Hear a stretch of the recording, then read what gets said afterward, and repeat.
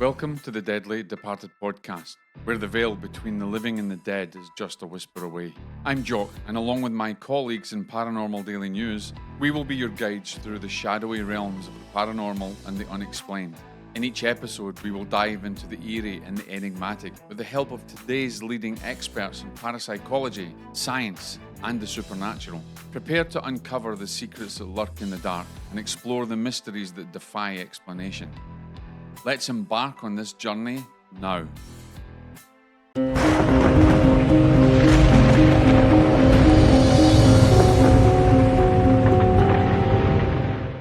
Good evening, good afternoon, good morning, ladies and gentlemen, wherever you are. This is an exciting time. It's been a long time since we've been on. Welcome back to Deadly Departed.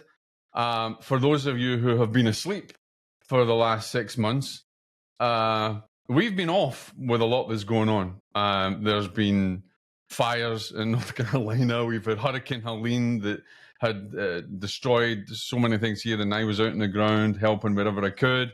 Then there was so many passings, not only people that we knew, people in family, just everything kind of got on us. So we're back. Deadly Departed is back. We've got some great guests that's coming up as well. And also, you're here with my new, I don't say new, because he's not new, because all you guys kind of know him, the science editor, the man with the science knowledge or the science arguments, who pisses off a lot of skeptics in his days. It is my very good friend and colleague, Craig. How are you doing, my friend? This is awesome that we're now co-hosting. Yes. Oh, I'm excited about this. So, hello, everybody.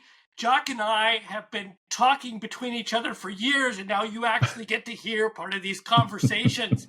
The really fun part about this is we're both pretty much topic experts in these fields. We have a lot of knowledge. Jock is gone back to get his freaking master's in parapsychology. And then moving on to PhD.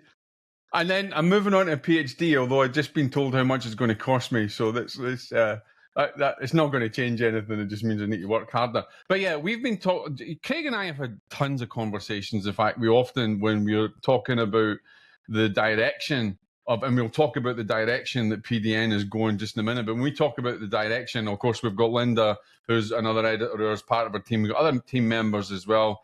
But Craig and I talk semi-regularly when we can, and we normally get into business and then we talk about subject matters, and it got to the point just about a month and a half ago, wasn't it? We were like, you know what, let's just resurrect, let's get Deadly Departed launched again and have these conversations that we have, that's great, that we enjoy, and share it with everybody else. And if you don't enjoy it, then don't come back and don't listen, I suppose.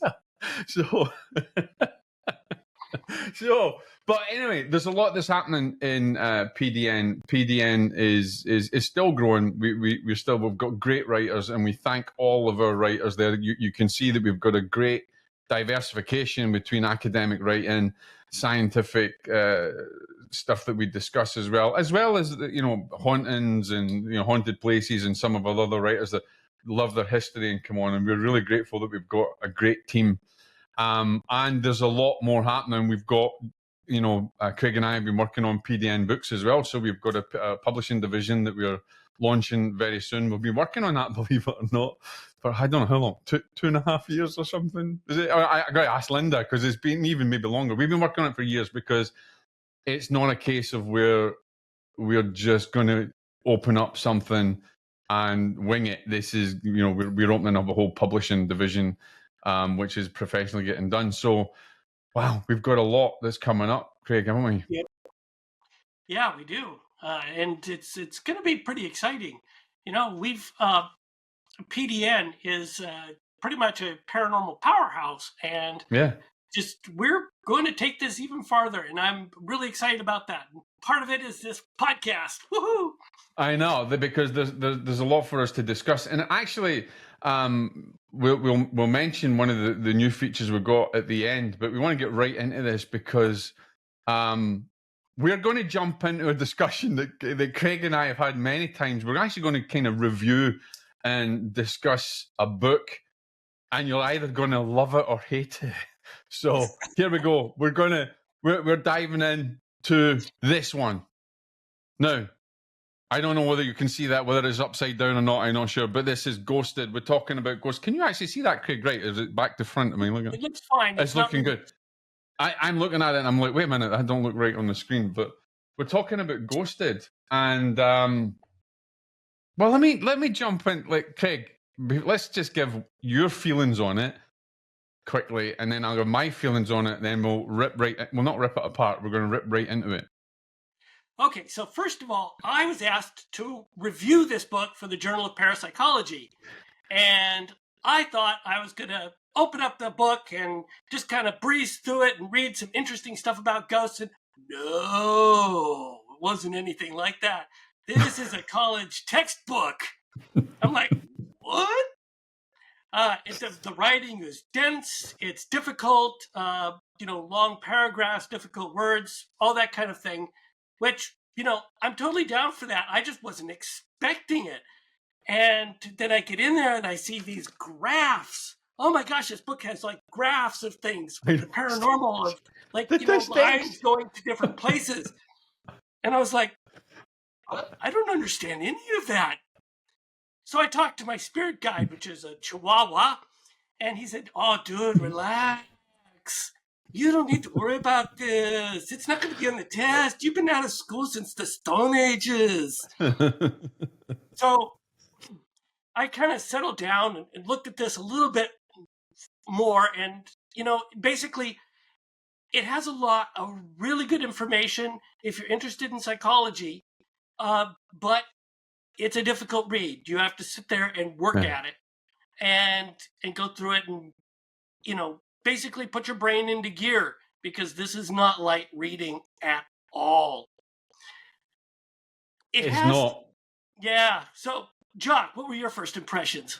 Well, I came to it through a friend of mine. Everybody knows Lloyd Auerbach, who's head of our parapsychology with PDN, and I've trained with Lloyd as well, and I've got massive respect for him. So when Lloyd tells me there's a book coming out and what I think about it, I jump into it thinking it was like Lloyd's book. And of course, as you know, I've been, studying at university doing psychology. So I'm like you, Craig, I'm like, oh man, this is going to be a great read, something to get my teeth into, to chill out, to get rid of the academia and to just see where it's coming. It was not what I expected, because some of it was like an entire snooze fest. Now, I want to say that, and for guys, Brian Laird, James Huran, Kenneth Drinkwater, Kieran O'Keefe, who we obviously know, a skeptic from, he's UK and he was on Most Haunted and stuff like that. Dr. Kieran O'Keefe, I actually do respect him as well. Neil Dagnall. It's great work, right? And that's where I want to say that but it's not for everybody, right? I was shocked because it was not what I was expecting. Like you, Craig, I was expecting a great read. Maybe we're going to get some case studies, case histories, look at how they were doing the science behind it, but maybe a bit lighter in respect.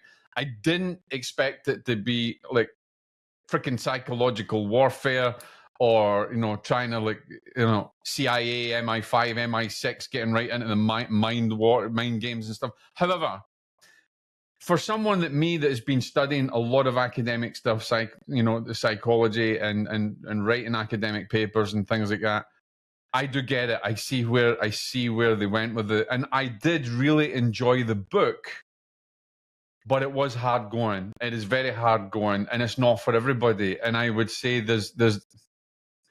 I wish, if there was a weakness, I wish that it had been written more for the lay community. Because I think they would have got a lot more people reading it. I think there's been a lot more discussions about it. I think it should have been less academic. But of course, you do get to the point, and we'll discuss this a bit later. You do get to the point, Craig, where you get right through that aspect. You get rid of that academic stuff, and then you get into, from like chapter 7 onwards, okay, there's some stuff here that other people will enjoy. So, ghosted, it is an anomaly. Yeah. So, in case you're wondering what everybody was talking about in this book, for the review I did, I divided it up into different chapters, and so in chapter 1 they deal with the survey that the Ghost Gang, which is what they call themselves, the Ghost Gang. Which is a cool name. Yeah. Oh, totally cool. So they were dividing it up into objective and subjective experiences, but of course this is, they're not perfectly divided. There's a little bit of mush between the two. And then from there, they're trying to include controls and things. That's the stuff that psychologists do. And this is what they're talking about. And this is why the book gets so dense so quickly. Yeah. Is they're talking about the things that psychologists do, which is to break down these individual experiences into different types of things in all these different categories. Stuff that, as a layperson, you're just kind of like, oh, I had an experience. And they're like, oh, no, this was this sort of experience and that sort of experience and the other sort of experience. And this fits into this pigeonhole and that pigeonhole. And there was a lot of that. So, and then in chapter 2, they talk about the people that are most likely to experience hauntings. This is really what I would call. And you know something. You know something, I honestly, and sorry for it, but I think it's important, chapter 2, I also thought that there was a slight skeptical bias in that chapter a little, because it's you can pigeonhole everybody's experiences into this particular way that this is their label, this is their label, this is their label. And I think there could have been a lot more to do. I think there could have been a lot more balance in that. And I think that's possibly a weakness throughout the book. I would agree with that, and because it was coming, you could see the impact of anomalistic psychology, which is basically a skeptic, how do people fool themselves type of type of profession within academia. So anomalistic psychology, how people fool themselves, was kind of the focus there, and you kind of get this vibe of people are having these experiences, but we can explain them through ordinary means. So there was a bit of that going on. And when you're talking about haunted people, I kind of say, what? Huh? And the reason I do that is because haunted people is like super sensitive. What's the difference? Highly sensitive person, haunted person. What's the difference? I tell you what. I will agree to disagree. Right? Okay. Because in the field that I've worked in, obviously, as you know, I've been a medium for over 2 decades, and I've worked. My book, the other book, I've worked a lot in possession, obsession cases, and things like that. I do think there's an element, and there's something that we need to learn from In Ghosted as well. Just quick flash of the book in case you haven't seen it, guys. I do think that there are highly sensitive people. There are people that are intuitively open and aware of that. But there are I believe there are haunted people. I've witnessed it. I've seen it.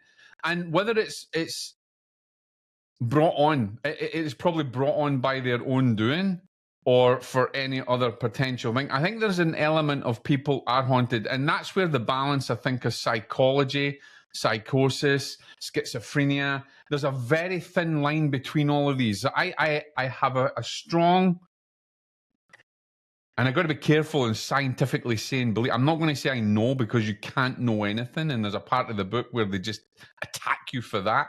So I'm going to say that there's a strong leaning in my experience towards, yes, there's highly sensitive people, but I do feel there are haunted people that are brought about by themselves or through occult practices or through other elements or in haunted locations. And I think there's an element of therapy that can come through, and of course that's another podcast, but I would agree to disagree. Yes, there's HSPs, but I do feel there's haunted people as well. Well, I would, if it was me personally, I would say that haunted people are a subcategory of highly sensitive people that have been, sort of had experiences that have triggered a higher sensitivity to these paranormal haunted experiences as opposed to some others. But definitely we're talking about a lot of the same traits there, which is you need the high sensitivity to do any of this. So I think we're kind of coming at this from different sides. I see sort of a broader picture, and Absolutely. and you're looking at a more focused version of it, which, and both versions are can be valid. And I think that that's something that is for other discussions and things like that as well, because I do think there's elements in the book where I think they could have done more here, and perhaps and that's something we can get into when we talk about objective phenomena and subjective analysis of subjective phenomena. But for me, again, there's a lot to love about it, and as you say, each chapter has got something that teaches us something that, and you know what, I hate to say, and you're going to hate this, Craig, because I know that you've been on the battleground of the skeptic camp for years, fighting them from the front lines and trying to get your point across, and that's all very honorable. But I actually I love the fact that they had to bring a lot of the skeptical stuff in. I just thought it could have been a lot more balanced, and I think there was a lot of bias in it. But I do feel it was great to bring Kieran O'Keefe in. It was great to bring other skeptics. It was great to have their hang on, you need to think about this another way, because, and I don't know if you feel this way as well, I feel, and even through experiences I've had on cases that I've gone out in, 99.9% of these cases are scientifically, you can explain them.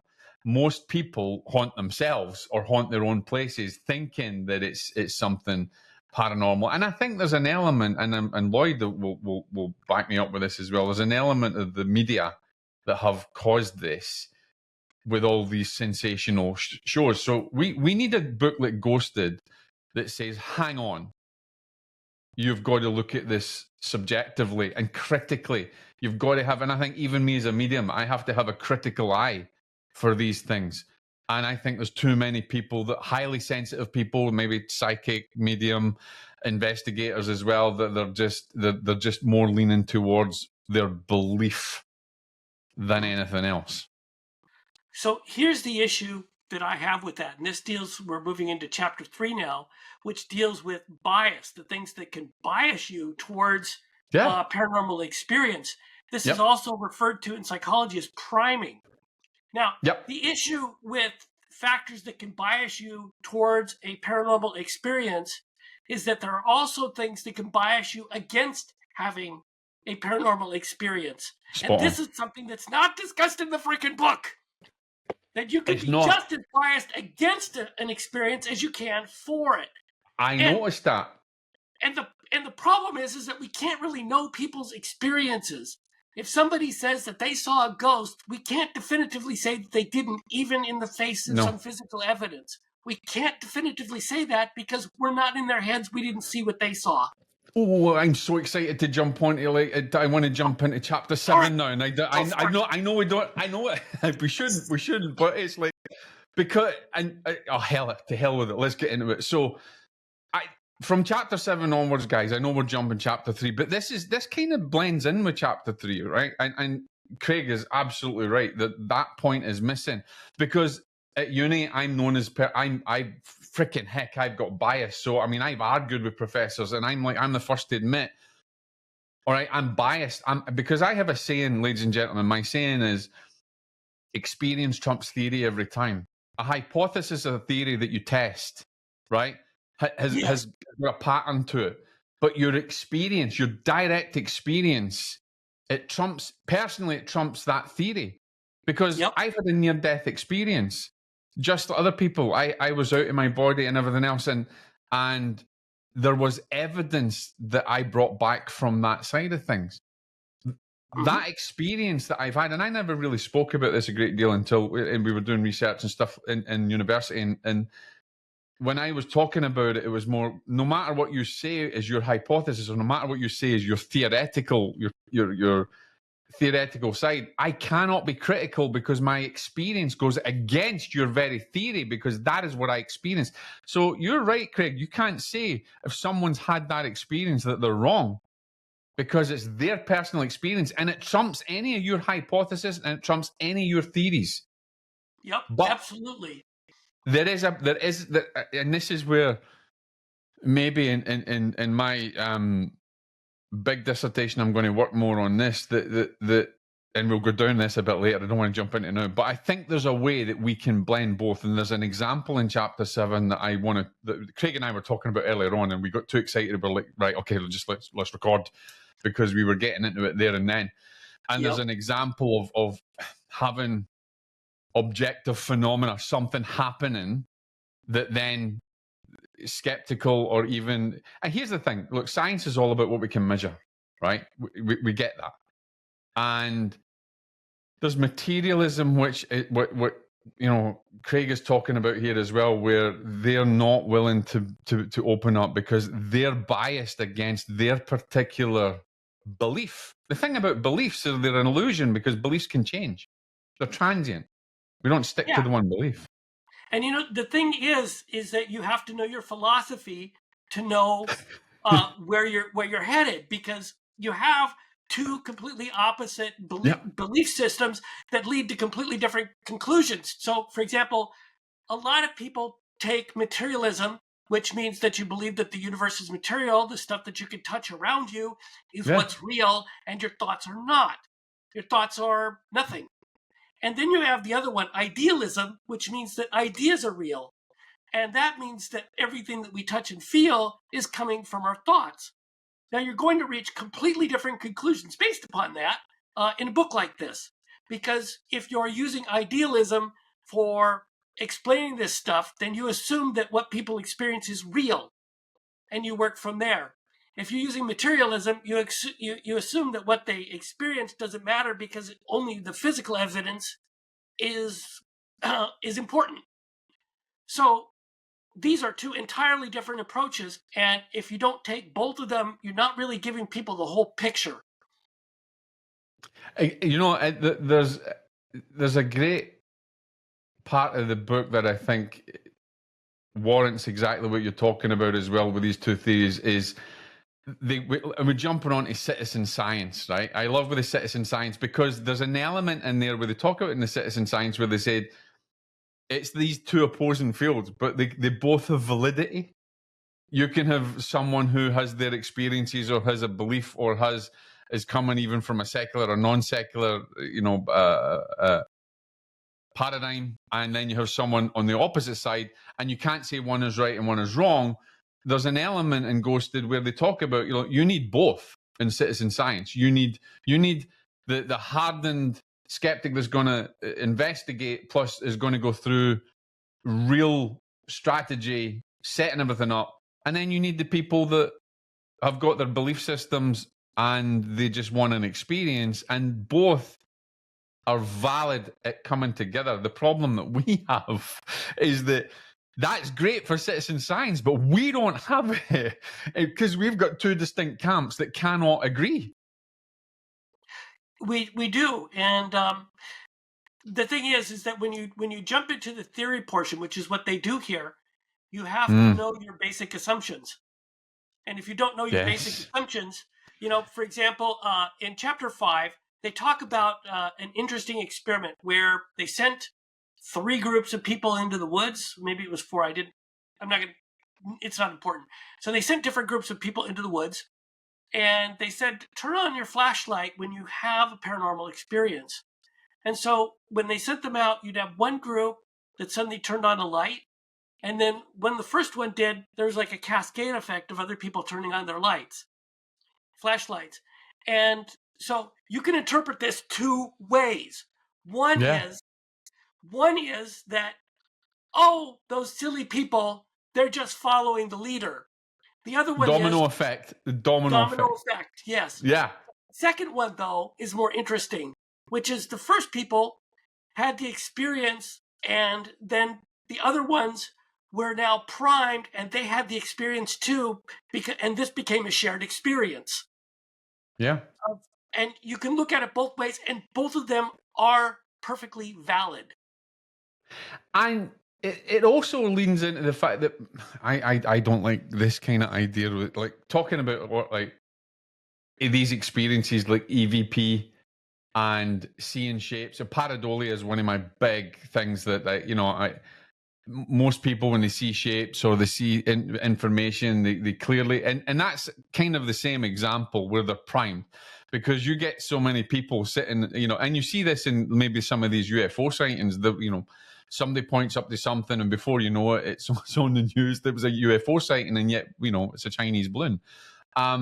Which essentially it's a UFO, right enough, but there is that element where someone will say, well, can you see that? There's this, I don't know, a demon in the cloud.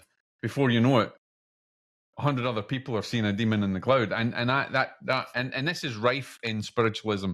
This is right, which is something I kind of, I don't like at all. And it's the same with the EVP. Someone will say, do you hear that? This is what they're saying. They're priming them. And then everybody else sees it, and then they think that's valid evidence, and that's not valid evidence. Again, that's like an aspect of pareidolia.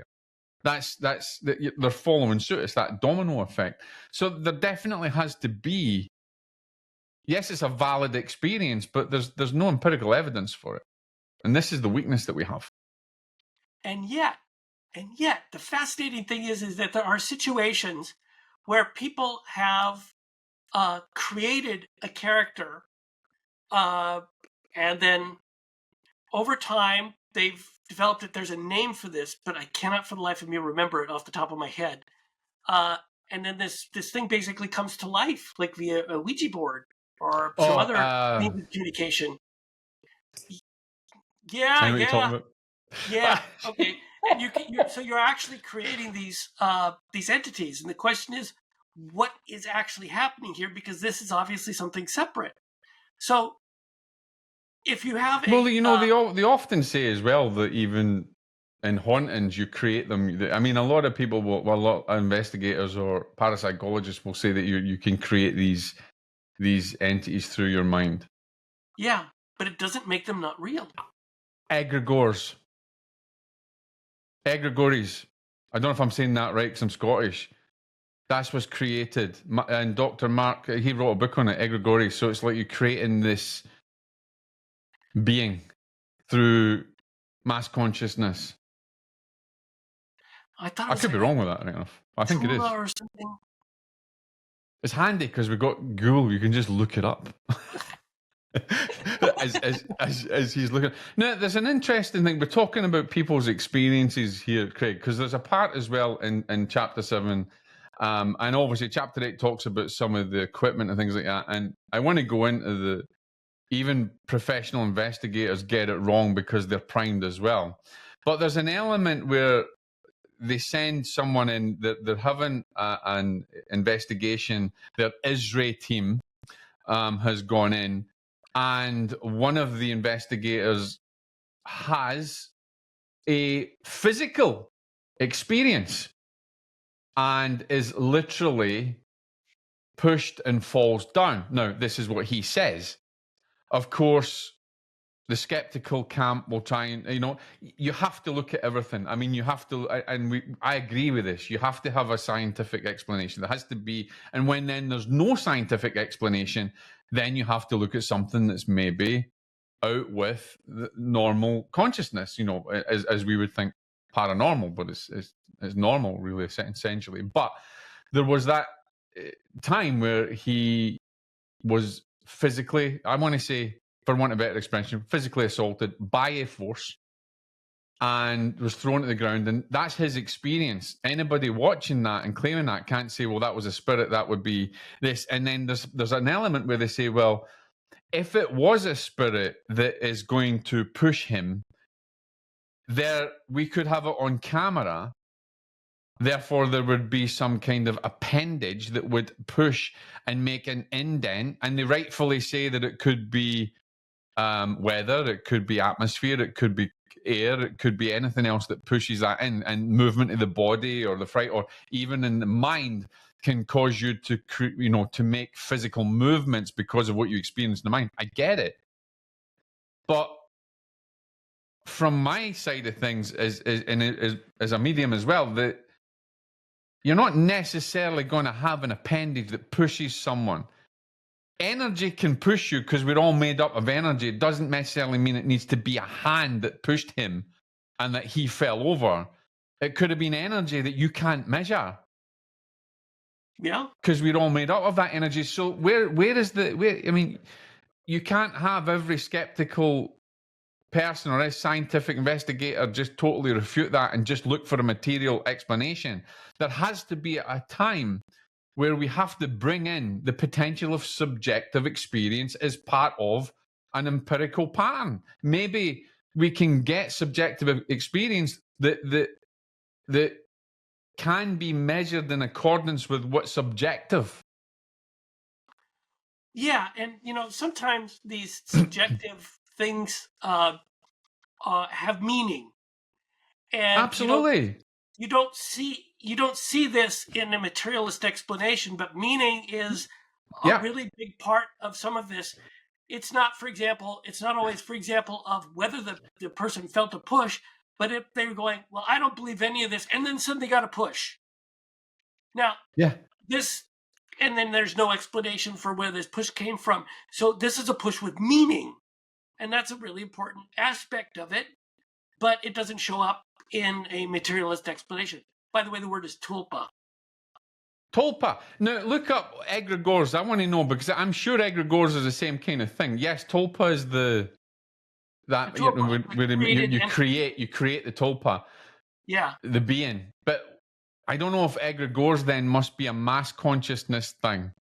Okay. Well, start talking. I'll look it up. This is brilliant. We could have a podcast episode and start to look up things that we think we understand but maybe don't. Anyway, so here's the other thing that I think, ladies and gentlemen, is that as I said, there has to be an element where at some point we have to have a look at the subjective. Maybe there's a pattern. For instance, let's say in that example, there was, and a lot of investigators, a lot of parapsychologists wouldn't like to use mediums, but there is a valid point of utilizing mediums. Now, if a medium can give evidence that stacks up along with the experience, along with the objective phenomena, maybe that is a way of bringing in subjective experience, as long as the pattern, there has to be a pattern. Empirical evidence there's a pattern to it, and it can be measured, right? And so maybe that's a way that we can bring in that subjective analysis. Maybe we can, the person was pushed, but a medium in another area is able to identify information that may build up that story, build up that pattern. Now, of course, I'm going to be called out everything by every skeptic under the sun, but we have to be able to look at bringing in an element of subjectivity into what we measure, because if we don't, we're not going to get any further forward to trying to understand these things. There's a lot in transpersonal psychology which talks about our experience and finding meaning making in something, and how that can help us understand what we experience in life, the lived experience. You got it? And there are ways to measure this too. That are scientifically valid, and one of them is that you have people with similar experiences, where you're using mediums, and if you collect enough data from people having similar experiences, then you can establish patterns, provided that that the study is sufficiently blinded. Then you have something that you can measure there based upon meaning. So, and you have to be careful in who you choose, what mediums or who you work with, because there's also another element of the book where they talk about, and I've noticed that a couple of times where they had people that had experiences that may have been highly sensitive people, that may have been mediumistic, and then they said they saw a being, but there was no evidence to it, and then they ran out or they couldn't explain it. The reality is we have to have evidence. Evidence is important in everything that we do. Even in mediumship, we need evidence. So even in hauntings and investigations, there has to be empirical evidence. And so you just can't have any medium or any intuitive that come in and say they feel something without having to just give evidence that I saw something in my mind and freaked out, and that's not measurable. And there's many papers out there in support of objective and objective phenomena, or psi, if you like. That's what we're talking about. What have we got? Have you got that egregore yet? Was I right or was I a wrong? long time ago. All right. What was I? Was I wrong totally, or was I anywhere No, near you're right. It's a being that arises through collective through collective consciousness. Yes, and there's a book out I read, Dr. Mark something. I need to get in touch with him because we need to bring him on the show, actually, because that is really interesting, the egregores and the tulpa and stuff like that. So anyway, back I learned a new word today. And here's the other thing as well. Even seasoned investigators, there's another aspect that all the equipment. Here's the other thing. Like I want to change that tactic a little bit, because there is nothing. I'm going to piss a lot of people off here, Craig. There is nothing out there that can actually measure and prove ghosts or spirits. Right? Let's get that down. So when you go on to chapter 8 in the book, it talks about, the EMF meters and various other meters and the cameras and everything is. Remember, ladies and gentlemen, it is measuring the atmosphere. It is only giving you an indication of an anomaly. Something that changes does not prove a ghost. It does not prove a spirit, and it does not prove PK. So there is a valid argument in Ghosted for citizen scientists also to be trained and to understand the science as well as the beliefs and potential theories, and to understand it, because we're looking at blending both of these aspects in, and that's another thing that I like about the book. There's no holds barred. Yeah. Well, with the when you're talking about ghost hunting equipment, you're talking about something that is measuring electromagnetic waves. Yeah. And so when you're measuring electromagnetic waves, what you're looking for in ghost hunting equipment is change. Now, you don't necessarily know what the change means. No. But you can use it in conjunction with other things and possibly draw meaning from it. Yeah. But in and of itself, an EMF meter it just measures change in electromagnetic frequencies. And ladies and gentlemen, neither does your friggin' phone app identify a ghost, right? Nope. If you're paying for a phone app, you're just paying your money out. Because now here's the thing though. There's arguments for utilizing intuitives and sensitives in some of these haunting cases that can actually bring in evidence, and I mean real evidence that can build up that pattern. And so, for instance, maybe an intuitive, someone there can pick something. We've seen this in Most Haunted, but of course that's just for the TV and the show and everything else. But remember that if there is an anomaly on an EMF meter, if there's an anomaly on a sound level meter, if there's an anomaly on a FLIR camera, which is the infrared cameras and the heat camera, right? All it means is that something has changed in that atmosphere, and we as investigators should be like, that's interesting and it warrants further investigation, not that's interesting, it must be a ghost. Now, here's the other thing, and I think I had a great conversation with Steve, what was his name? Can't remember. We'll need to get him back on it. We were talking about the cameras that identify, sticks, your body, and they'll say that the ghost was there, and you go back and watch that episode or listen to that episode. I'll link it down in the description because it's really interesting. And as a photographer myself, and utilizing Sony systems that can identify a body through its AI imaging processor, that doesn't necessarily mean it's going to pick up a ghost, because it could be picking up the transom, the mullion, it could be picking up a brick. It's something material that may be indicative to a potential limb or something. It doesn't necessarily mean it. So we have to be it's important that we're critical. We have to think critically as sensitives, but also as investigators in citizen science. I'm all for citizen science, all for it. with a critical eye. It helps. Now, there are two types of ghost hunters, which, you know, it's perfectly valid to have both types. But there's the type that is very concerned about, and the book discusses this, that there are experiencers. They just want to go out and have a good time and experience stuff. They don't necessarily want to document it all. And then there's the other type that really wants to go for it. And, you know, we'll talk a little bit later about what it takes to do some good ghost hunting. Oh yeah. And it's actually a lot harder than you might think. Yep. You know, so we've gotten beyond the part where we're talking about the psychology part, you know, because in chapter 5, for example, they take a look at, you know, what type of people experience hauntings, and apparently threat detection is really a big deal. Yeah. In that part, and they don't really have a good idea of the mechanisms, but they do have some theories.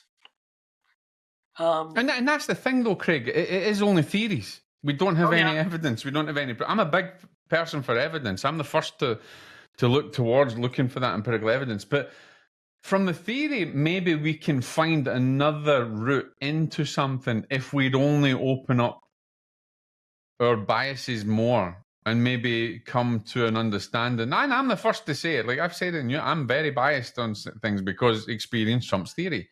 But I've learned now through my, you know, I'm in my final year now, masters. But I've learned now of being more critical with even the way I look at things from a mediumistic point of view. So I have to be able to bring that into, and I remember back in the day when I started, I have to go out and do an investigation. Someone's had some kind of anomaly, someone's had some kind of experience in the home, and I went there all guns blazing. You know, Jock, the medium, was going to go in there, and no cameras, no measurements, no sound level meters, nothing. Just going in there as a medium, getting evidence, and then realizing that that's not enough. It's not scientific, and it really doesn't mean anything. And so you learn over time that there's a lot more to this. And anybody who wants to go out there, ladies and gentlemen, don't get me wrong. If you want to go out there on a weekend and do ghost hunt and it's for fun, and I'm a big person that will admit when I'm wrong as well. That's great. But all remember, there's a spiritual danger to these things as well. There's a psychological danger to these things. Because even if you go out there having fun and it's an experience, and you do experience something that may not actually be paranormal, but to your mind is paranormal, here's the possible things that can happen is you can get yourself so upset. You might have had trauma in the past that just is a trigger to maybe what you experience in that moment. And before you know it, you could be dealing with maybe even potentially going into elements of psychosis or even causing psychosis because of your experience there. So even having fun ghost hunting events, if you're of a disposition where you suffer from depression or any kind of mental problems and imbalance, then you shouldn't do it, right? Because you could be triggered very easily, and that trigger is not something you look at. But of course, if you want to go out there and you want to go to a haunted place in a haunted location and you want to enjoy that in one of these ghost hunts, it is what it is. It's fun. 90% of the times that people are out there, there's nothing really scientifically proven for any of the anomalies that they face. And that's when you get into real investigations, which we're going to get into, because there's an element of health involved in this, mental health, mental wellness, and the damage that can be done to families that are under potentially paranormal or spiritual subjugation, spiritual crisis in a way. And so I think Ghosted goes a long way to educating us that this critical thinking is important, and it's not easy to go and be an investigator professionally. Yeah, that's exactly correct. You know, from my standpoint, when it comes to haunted houses, the bar is very high for me, and that's because I'm a general building contractor. So I'm in houses all the time. Sometimes I'm alone in them. Sometimes people are in them, but I know the kinds of things houses do. They, hot spots and cold spots Yeah. and all this other stuff that have perfectly ordinary explanations.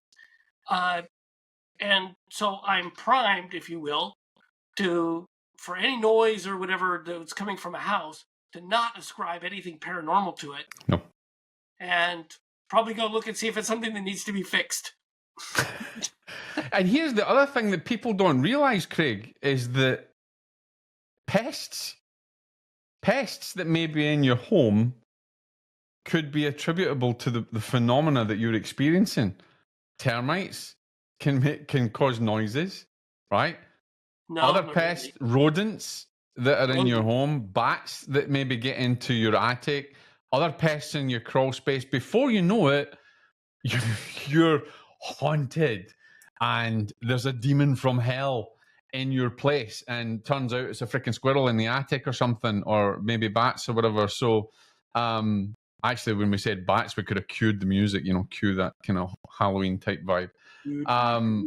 But there is a point to look at as well, and this is important in investigations. That has there been any pests? Have they got pest control? Has there been any pests? And maybe the experience you're getting is not just also from the HVAC system, as Craig was saying, as him and his work as an engineer, as a builder.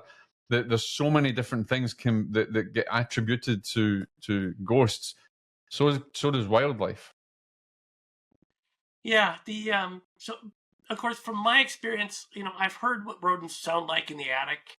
I don't. Bats are a little bit less noisy, but rodents definitely, because they scratch and they move and whatnot, and you can hear them. And most people, most of the time, will attribute it to that.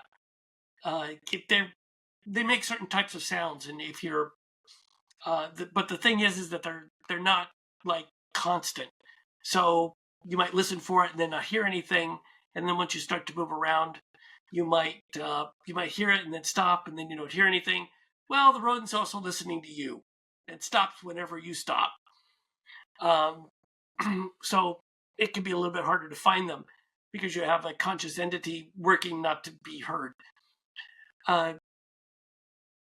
So my point is that, we're all coming from different spots, and this makes it more challenging to know what any one person is experiencing.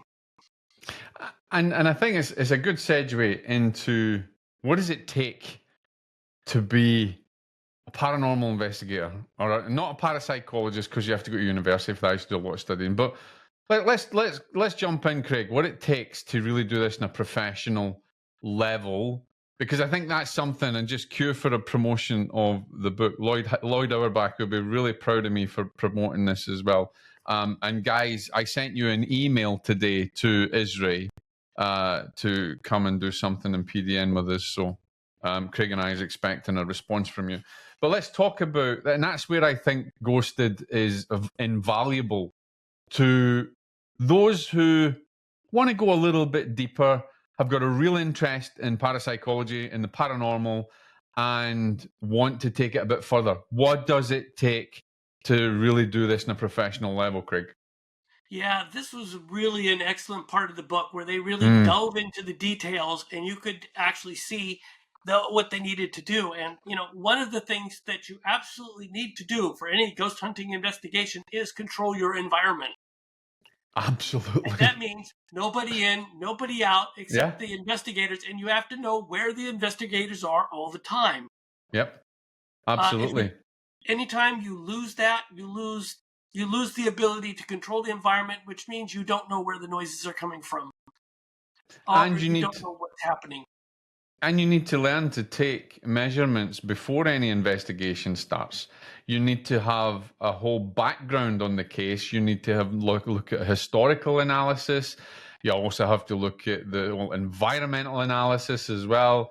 And you have to measure everything, because if you haven't got a baseline control of the environment and a baseline measurement, then anything you experience is worth nothing, really. Well, that's a little bit thrown away, but it's not valid, essentially. Well, so let me just add to this a little bit. So if one or more people has an experience of an entity, let's say, this is, whether they measure it or not, this is evidence that more than one person actually felt that entity. But certainly, any of your EMF readings and ghost hunter equipment mean nothing if you don't have a baseline. No, exactly. Because you have to know beforehand, before you do anything, how much variation you're dealing with in that environment. And you have to, for example, know, if you get close to the wall, you may run into electrical, which is definitely going to affect your EMF equipment. Because, for example, if you're running computer line and phone line and power lines, you have to keep them about a foot apart. If you run them parallel to each other, less than a foot apart, then you start getting interference in your computer line from the EMF signals coming from the power line. So, and your EMF equipment may be more sensitive than that, in which case you're busy reading your power outlet. So you have to be careful about stuff like that, and you also have to be careful who's in your team, right? The team has to the team has to be psychologically profiled. You have to identify, yes, you have to have skeptics, and you have to, have a skeptical person in the team. You have to have various members of the team as well. But everybody has to really be psychologically evaluated.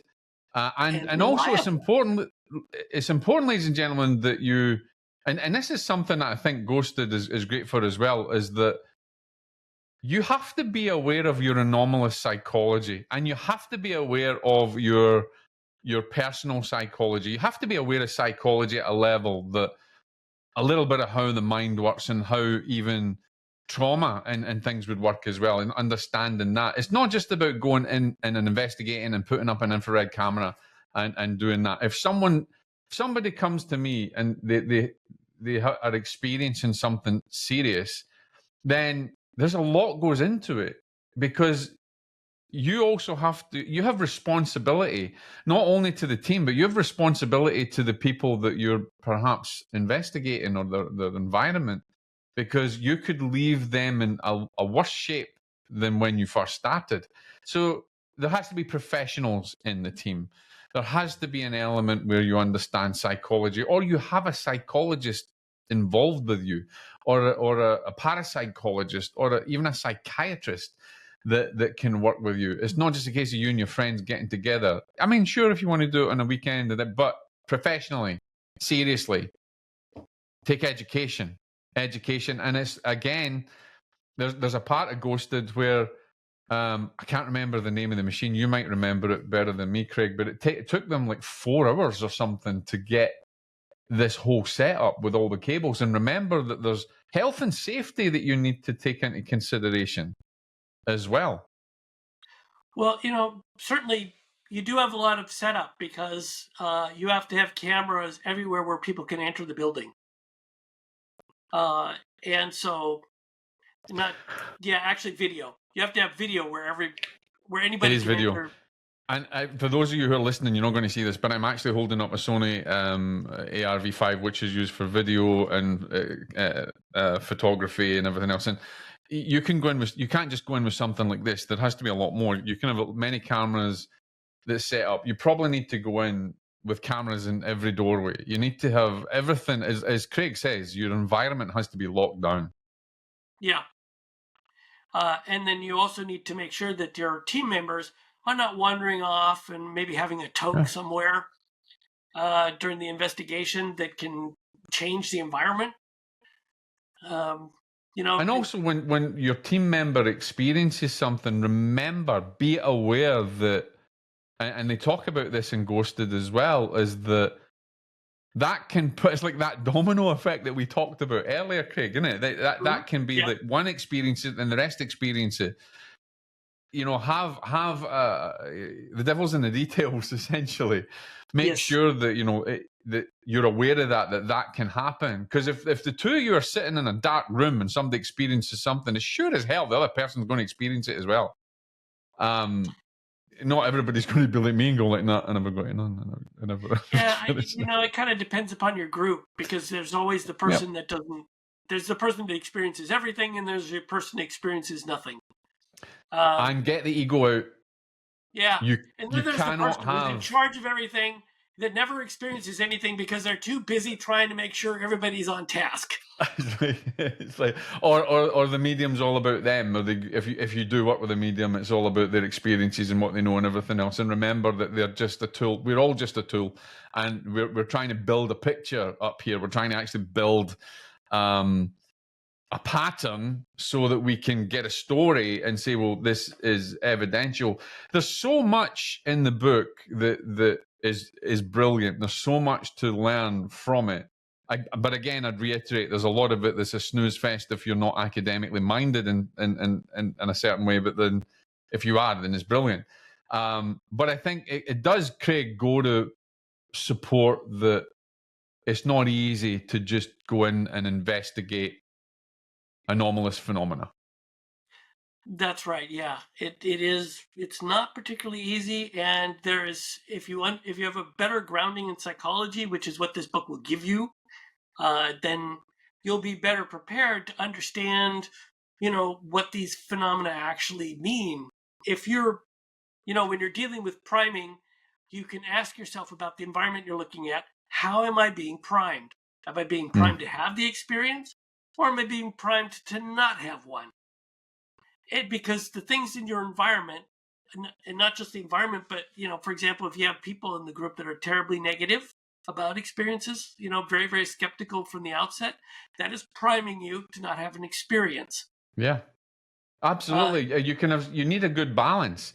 Yes, we need skeptics to go in with us, or we need, I don't want to say skeptics, because you've got pseudo-skeptics, and you've got, I'd like to say, for me, and this is just my opinion, ladies and gentlemen, is that you have to have a skeptical mind, not necessarily be like a pseudo-skeptic or something. It's just like, imagine James Randi going into investigation where you'd be totally freaking screwed. Obviously he's not here anymore, so it doesn't really matter. But there are other skeptics to be aware of. But it's important to have them, because it is important for them to say, no, hang on, there's a potential other explanation for this, and we need to look at this.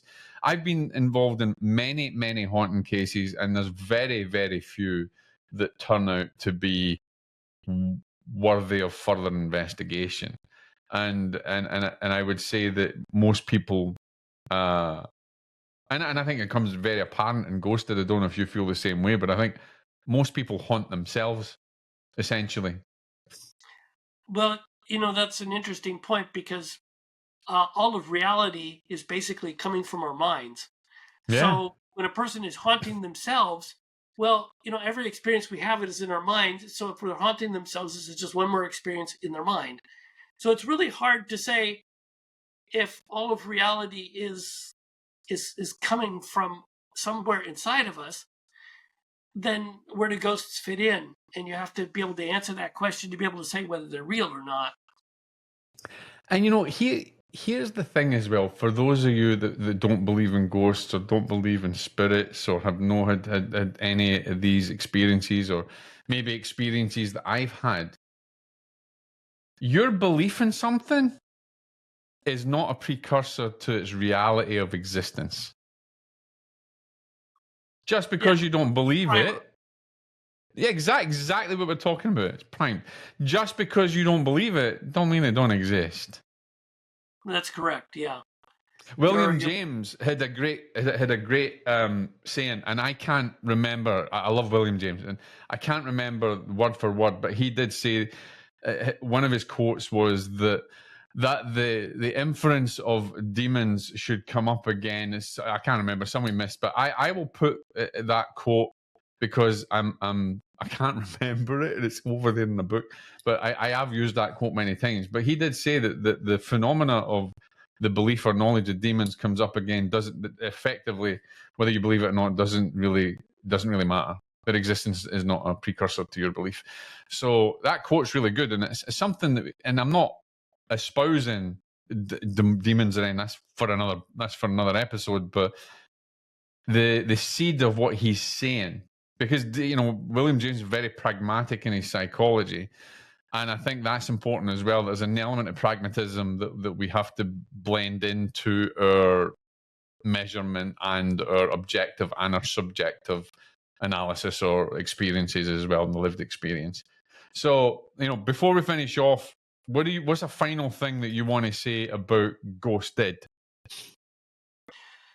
The thing I want to tell people about Ghosted is it's a college level book.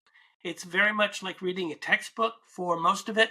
However, if you get through this book, you'll have a much better understanding of hauntings and experiences. And it will take some time. You'll have to do it slowly. And you'll have to think about, basically most paragraphs, because every paragraph has something important to say, which makes it for very heavy reading. But if you do that, you'll be rewarded by a very good book. Yeah. And I will finish off by saying that if you're academically minded, it's great. I loved it and hated it, right? And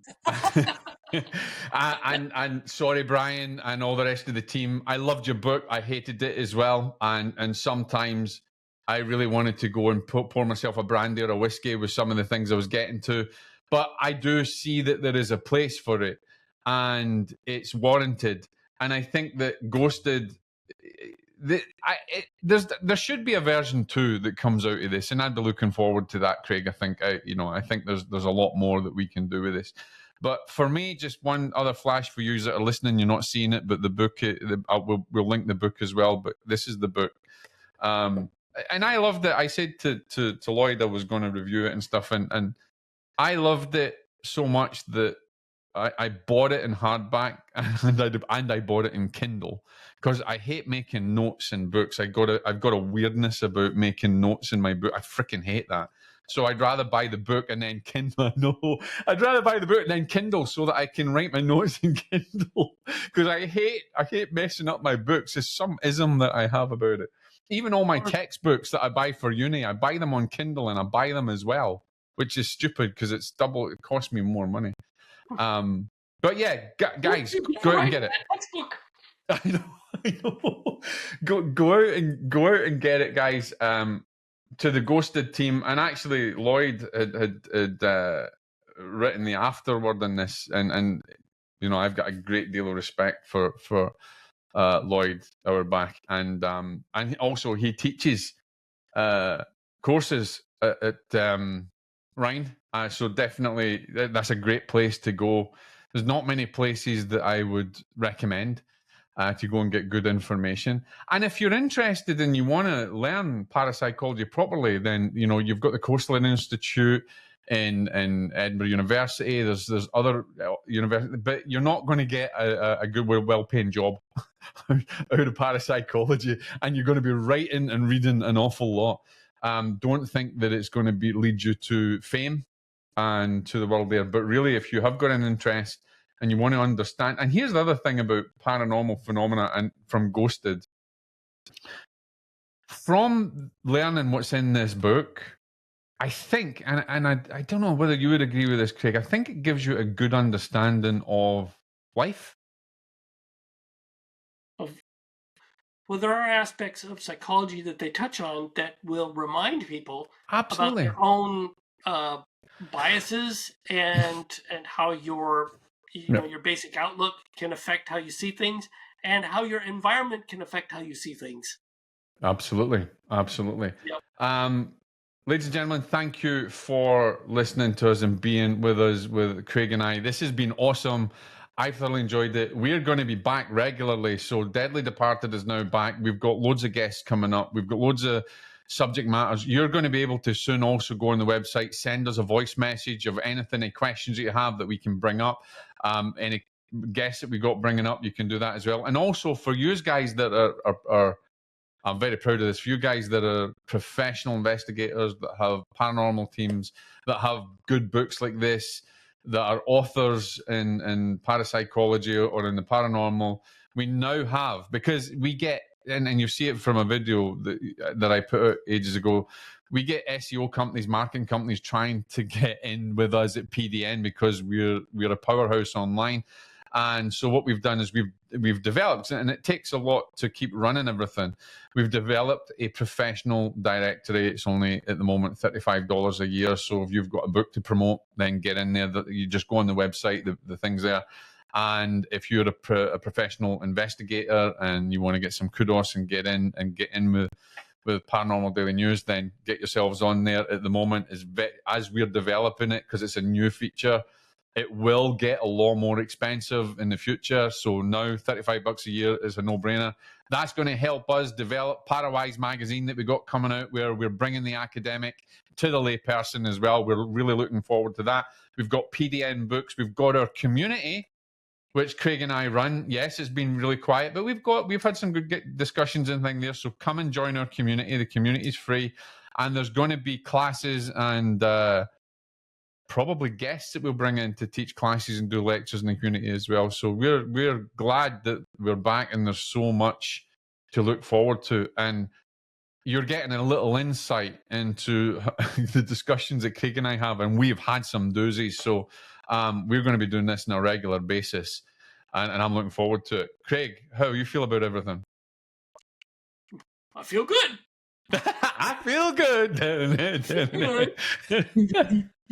So, and of course, when I'm not here, then Craig will be here, and there's a lot looking forward to. So, ladies and gentlemen, thank you for joining us on Deadly Departed. I'm going to pass it over to my co-host, who will give you his final words. Craig, over to you. I feel like I'm on the news. Over to you. Yeah.